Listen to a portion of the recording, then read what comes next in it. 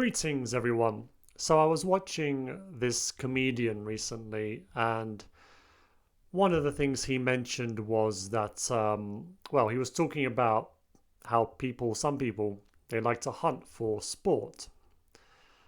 And he basically made the joke that it's not a sport if one team doesn't know they're playing.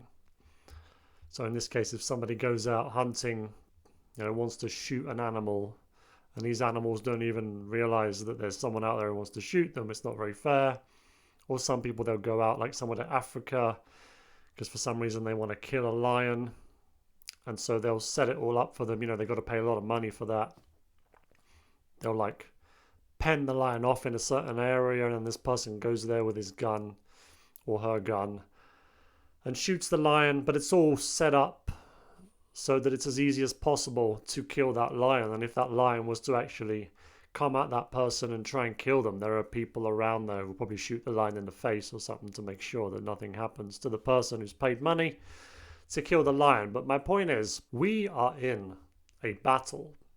And unlike in this case, where the comedian said that it's not a sport if one team doesn't know they're playing, it continues to be a battle that we're in, the spiritual battle, the fight with evil, even though many people do not realize they are a part of it. So just because a lot of people don't realize they're a part of this spiritual battle doesn't mean that the battle isn't happening. The battle is still happening. But the fact that a lot of people, it's just that so many people don't even understand that they're in it. And that is very bad news for them. It basically means they don't have a chance. Because even those of us who know that we're in a spiritual battle with evil, even we find it difficult. Even we need to pray regularly and constantly remember that we're in this battle and fight. Because even we can lose if we stop doing that. And we know we're in that battle. So people who have no clue they're in the battle, they're basically lost. The only way that they can win this battle is if somehow something happens to them. Either they get convinced and realize they're in the battle, or maybe God works in their life somehow, does something to them where they suddenly understand what's going on. But there's one thing that people do now that really reiterates just how clueless people are that they're involved in this spiritual battle, and that is blasphemy. I feel like I've been noticing blasphemy so much recently. That's not to say it hasn't been happening before, but perhaps I just haven't paid as much attention to it, but I've really been noticing blasphemy. It's amazing how much people blaspheme, just how easily that slips off their tongue. I've noticed, for instance, in movies, if a movie is rated 12, that normally means that there's no swearing in that movie. There might occasionally be one or two occurrences of somebody saying a swear word, but it's not prevalent in the movie. If it becomes prevalent in the movie, then the rating is a 15 or an 18. If it's a 12, that means there's no swearing generally. There's usually no sexual content either, although there may well be a lot of talk about sex. But one thing that can be prevalent in a movie rated 12 is blasphemy. So you won't get any swearing, but you will get plenty of blasphemy. Blaspheming of God the Father, blaspheming of God the Son, blaspheming of the Virgin Mary. Sometimes you'll get blaspheming of the whole Holy Family. So Jesus, Joseph, Mary, all of them together. Totally fine for 12-year-olds to listen to that.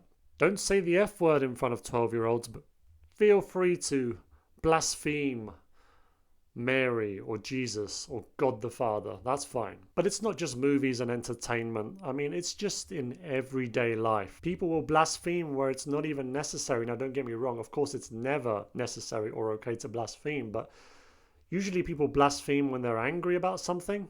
They use it as a curse word. That's terrible as well.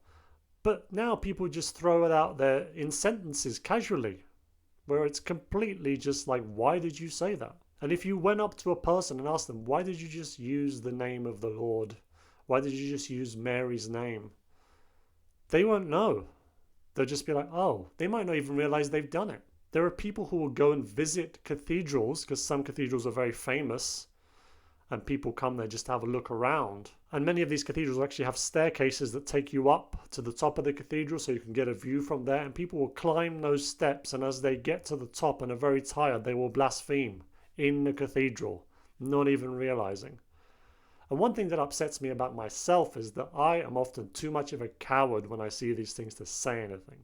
Like, it twists me up inside, but I don't have it in me to say, hey, why did you say that? Can you not say that? And I really should do. And I've actually tried to make a point of, if I see this, if I hear this anywhere, I'm going to say something. Because there's been too many times where I've just let it go and thought, well, this isn't right. This doesn't make me feel good, but it's not my business. They can do what they want. But actually, you know what? Blasphemy needs to be called out. And it's one thing to, react angrily on YouTube or somewhere where you see someone mocking Jesus or mocking the Last Supper, and that's blasphemy. But how about actually going up to someone face to face and telling them, hey, don't say that? That's slightly braver, because I had something to say about the Last Supper mockery in the Olympics, but I'm a coward when it comes to walking up to somebody who's just blasphemed next to me and saying, hey, can you not say that? It really goes to show just how true the Bible is, because a long time ago it was already stated in the Bible, do not use the Lord's name in vain. That's like one of the easiest commandments, because a lot of things that people do wrong, there's a reason they do them.